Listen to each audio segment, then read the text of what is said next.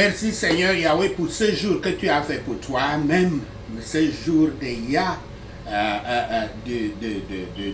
3 juin 2018. Merci Seigneur pour ce jour donc, que tu as fait pour que nous nous souvenions que tu es notre Créateur, notre tout en tout, notre Alpha et Oméga. Merci Saint-Esprit pour ta fidélité que tu es toujours là pour nous nourrir du pain de la vie. Chaque jour, cela est un privilège et nous te remercions. Merci pour la parole que tu nous as donnée aujourd'hui. Daniel 12, verset 1. Je lis. En ce temps-là, Michael se lèvera, le grand prince qui se tient pour les enfants de ton peuple. Et il y aura un temps de trouble tel qu'il n'y en a jamais eu depuis qu'il y a eu une nation jusqu'à la même époque. Les gens seront délivrés, chacun qui sera trouvé écrit dans le livre. Fin de citation. Ceci est la parole de Dieu. Loué soit notre Seigneur Yahweh.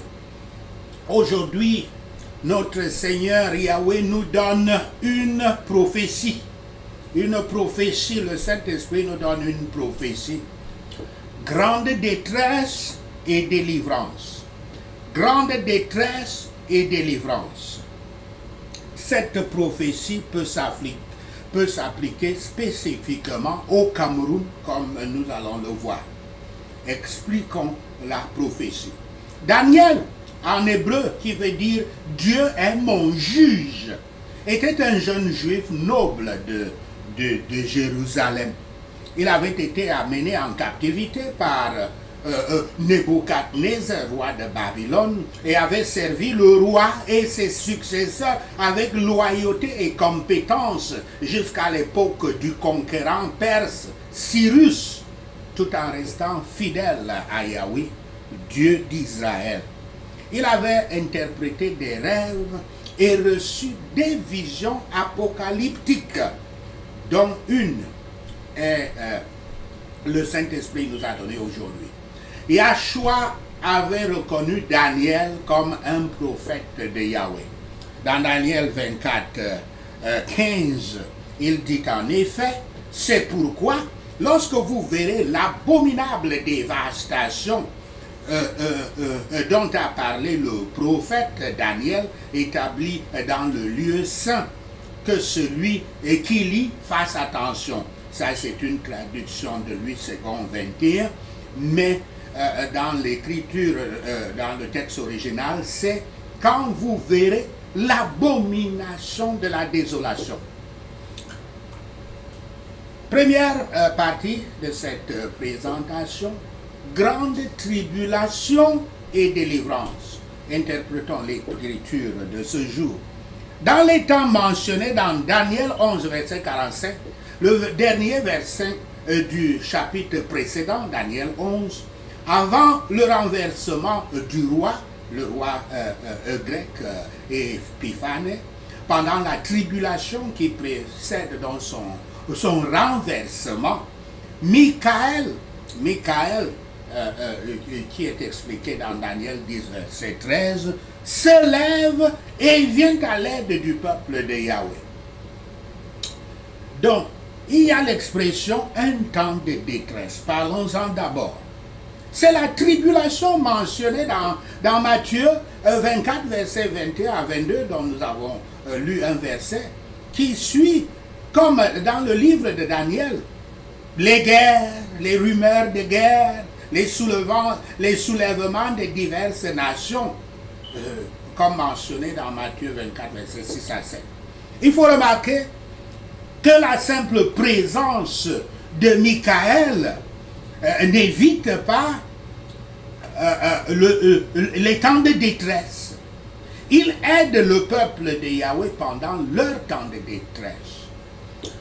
Sur le mode dans lequel l'intensité de la tribulation est décrite, nous pouvons comparer ceci à Jérémie 30, verset 7, qui dit « Quel malheur!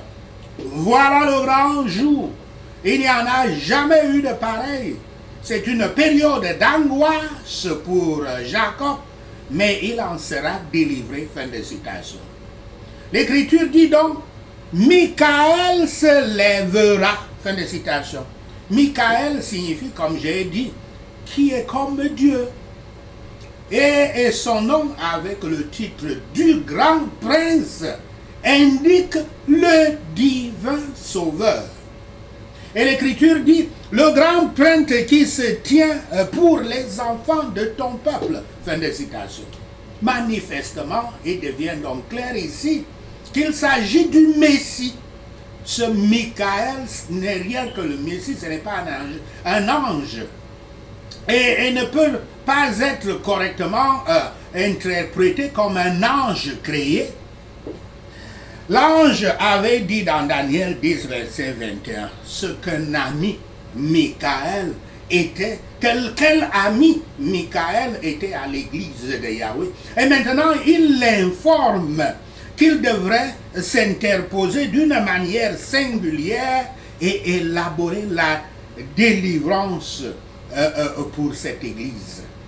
Si cela a une quelconque référence au répit du trouble et à la délivrance des Juifs après la mort du roi grec Antioche, cependant cela ne peut pas être l'intention première de cette prédiction. Elle se rapporte évidemment à l'incarnation du Fils de Yahweh qui devait avoir lieu peu de temps après l'époque d'Antioche, le roi Antioche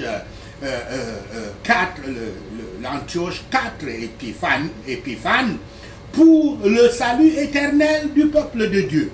Comme si l'ange, ceci c'est comme si l'ange avait dit, comme après le signal du jugement de Dieu sur Antioche, ce persécuteur de son peuple, ils auront une certaine délivrance de leur calamité.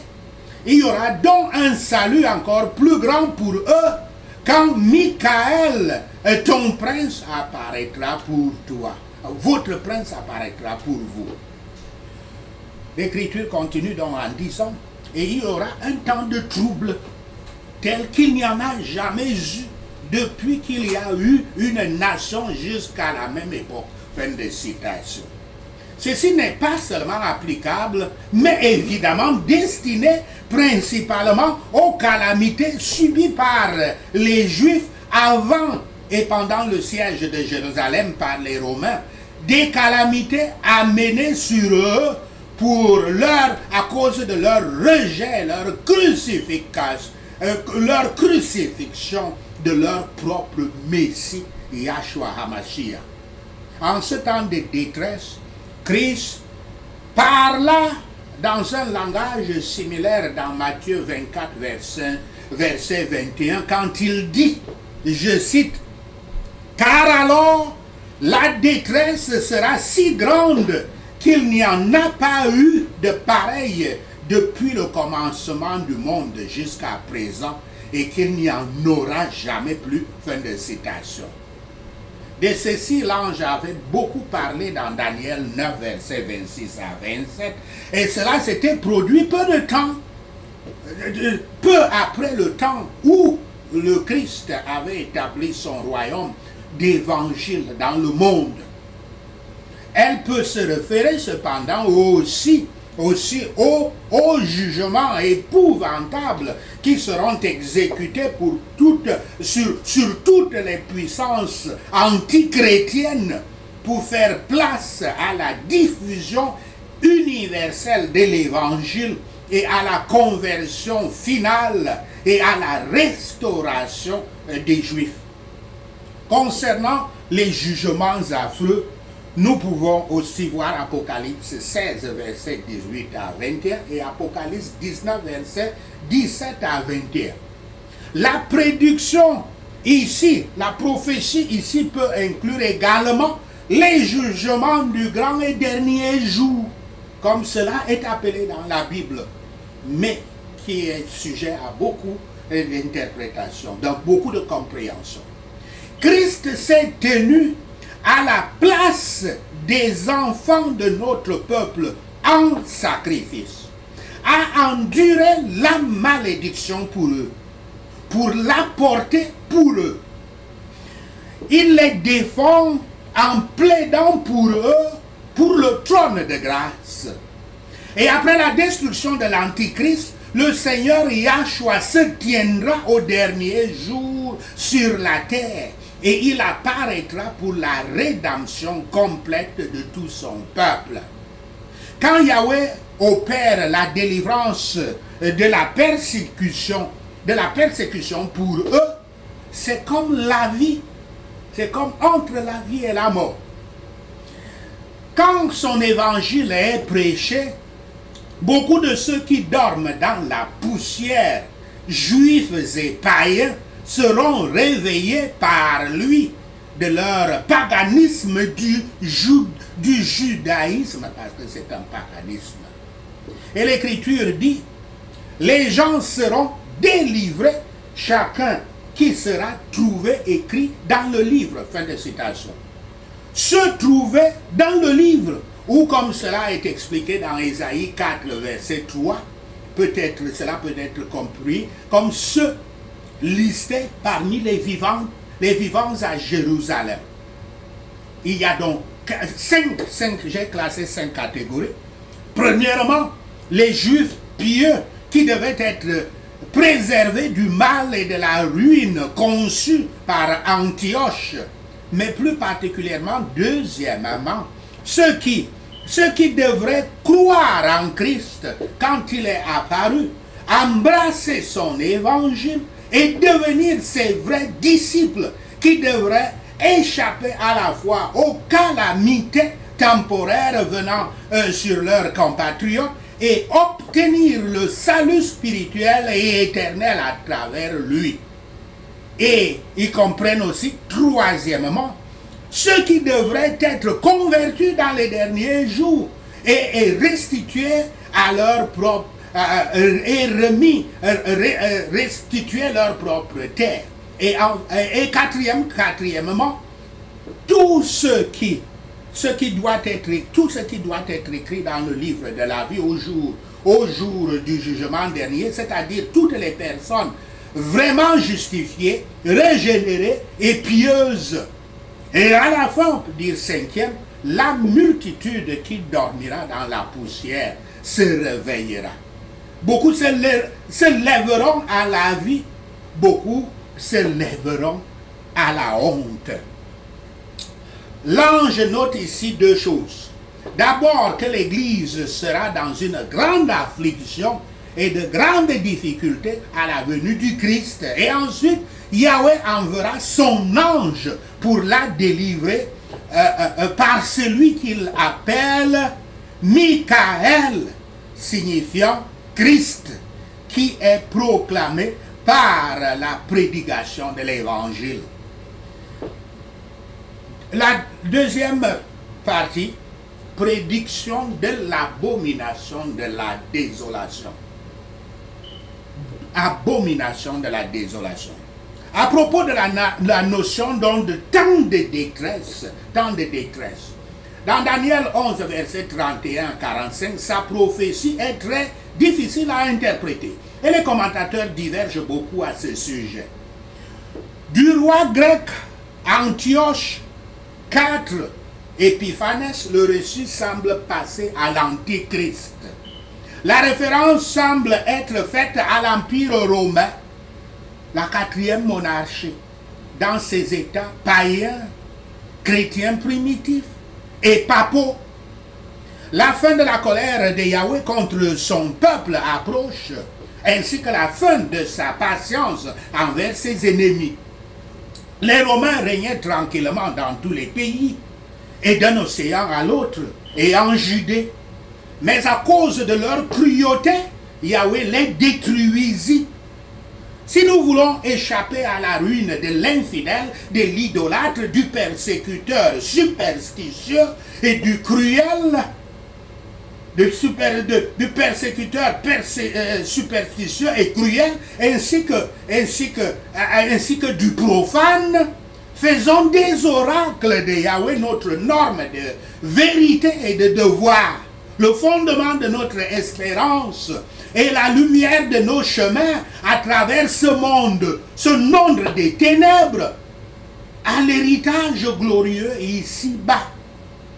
Dans le dernier verset du chapitre précédent, verset 45, le roi Antioche est représenté comme s'arrêtant, tandis qu'une tente palatiale est érigée pour lui entre la Méditerranée et, je cite, la glorieuse montagne sainte. Fin de citation, généralement expliqué comme étant le mont Sion à Jérusalem. Il menace de faire cela comme l'avaient fait les Assyriens dans Ésaïe 10, verset 32 à 34, mais sans succès, car il arrivera à sa fin. La résidence temporaire royale dans cette expédition et enfin la fin, c'est-à-dire la fin de l'histoire, la mort d'Antioche. Notez bien cela, la mort d'Antioche serait dans la montagne ici mentionnée. Il est à remarquer que la fin de ce roi est placée dans la même localité qui est ailleurs prédite par les prophètes comme la scène du renversement de l'Antichrist. Notez cela. L'Écriture dit en effet, quand donc vous verrez l'abomination de la désolation dont parle Daniel le prophète, placez-vous dans le lieu saint, que celui qui lit, qu'il comprenne. Fin de citation. Citant Ézéchiel 39, verset 4, mais aussi Joël 3, verset 2 et 12, Zacharie 4, verset 2. L'abomination de la désolation, ou le sacrilège désolant, est un terme trouvé dans le livre de Daniel qui signifie littéralement une abomination qui désole, ou une abomination qui apaise. Certains commentateurs l'ont vu comme une abomination de désolation, comme ça s'est dit. Et malgré les changements de ce terme, comme nous l'avons vu dans Louis II 21. Le roi Antioche IV Épiphane érigea en l'an 168 avant Yahshua Christ la statue de Zeus, le dieu grec, le démon grec Zeus. Il érigea sa statue à l'intérieur du temple de Jérusalem et sacrifia un cochon sur son autel d'encens. Cochon, un animal impur dans les Écritures. Pourtant, les actions d'Antioche Épiphane comme accomplissement de l'Écriture en Daniel 9, verset 27, qui dit « Le dévastateur commettra des pires monstruosités jusqu'à ce que l'anéantissement et ce qui a été décidé se déverse sur lui. » Fin de citation. Et qui ont pour cadre temporaire les versets 24 à 27 de Daniel 9, et qui commence avec le décret de Cyrus qui avait renvoyé les Juifs dans leur pays après l'exil, comme nous le voyons dans Esdras 1. Il est impossible que la prophétie de Daniel se réfère à Antioche Épiphane. L'année 186 avant notre ère était beaucoup trop tôt pour correspondre à la prophétie.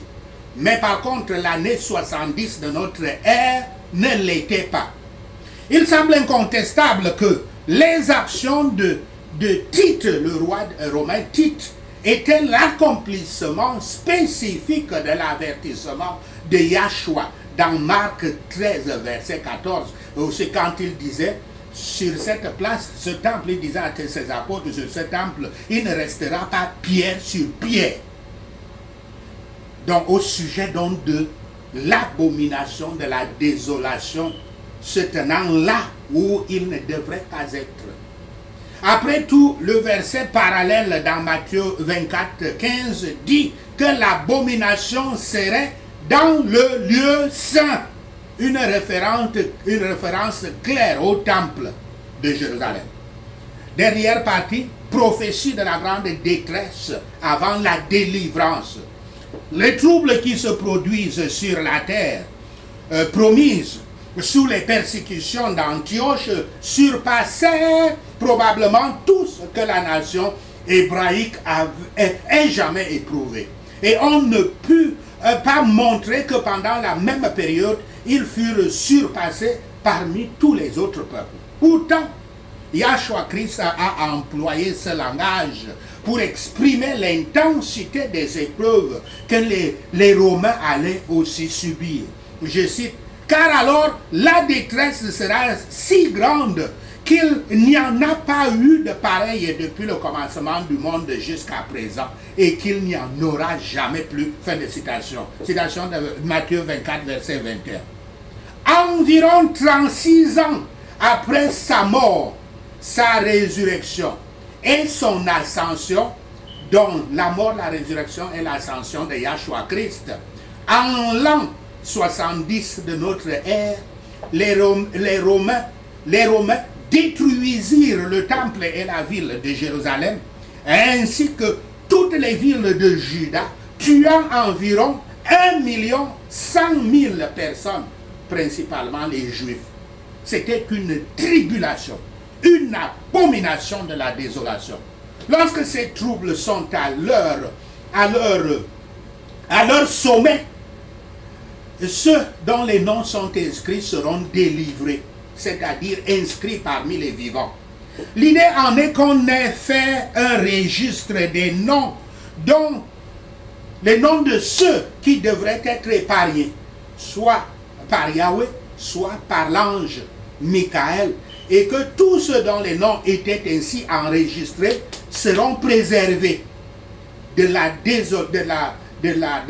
l'abomination de la désolation. Ceux qui ne sont pas listés seraient coupés sous les persécutions des Romains. Le langage ici ne se réfère pas au livre de la vie éternelle, ni au salut, ni ne suppose que ceux qui seraient ainsi préservés seraient nécessairement sauvés, mais plutôt à leur préservation de la mort et de la persécution, comme si leur nom était consigné dans un livre ou comme s'ils étaient enrôlés. Nous rencontrons fréquemment des idées similaires dans les Écritures. L'idée en est bien sûr, est poétique, car elle exprime avec une netteté suffisante l'idée qu'il y avait un dessein divin à leur égard et qu'il y avait un nombre déterminé que Yahweh, un nombre de personnes déterminées que Yahweh avait l'intention de garder en vie et que ceux-ci seraient délivrés de ces problèmes alors que beaucoup d'autres seraient détruits, coupés. Comment cette prophétie s'applique-t-elle à votre vie? À votre vie? Eh bien, si vous vivez dans un pays où il existe des signes qu'une abomination de la désolation peut survenir alors que les habitants sont également en servitude, cette prophétie peut s'appliquer à votre pays. Mais à l'heure actuelle, le Cameroun montre de nombreux nuages augurant une imminente abomination de la désolation. Depuis décembre 2016 jusqu'à ce jour, le régime dictatorial francophone a terrorisé la minorité anglophone afin de faire taire leurs revendications pour le fédéralisme en tant que forme de l'État que le peuple a transformé, le peuple anglophone a finalement transformé en revendication de séparation totale à cause de la terreur de l'État sur lui. Mais les superpuissances mondiales ont commencé à exprimer leur compassion pour la minorité anglophone ainsi terrorisée. Yahweh parle au peuple camerounais aujourd'hui. Il dit que de grands problèmes arrivent, qu'une abomination de la désolation pour les méchants oppresseurs est en route. Il dit que lorsque le mal atteindra son point culminant, il délivrera son peuple parmi les populations camerounaises. Sachez ceci, et le Seigneur Yahweh vous bénira. Prenons ces points de prière. Prions contre la fin des temps et pour la délivrance. Merci Yahweh, qu'à la fin des temps, Michael, le grand prince qui protège notre peuple, se lèvera dans ma vie au nom de Yahshua le Messie. Il y aura dans ma vie un temps de détresse, tel qu'il n'est pas, il n'est pas arrivé depuis le commencement des nations jusqu'à ce jour, au nom de Yahshua le Messie. Mais à ce moment-là, je serai délivré au nom de Yahshua, dont le nom est écrit, parce que mon nom est écrit dans le livre, au nom de Yahshua le Messie. Avec la venue du grand prince qui protège notre peuple, des multitudes qui dorment dans la poussière de la terre, c'est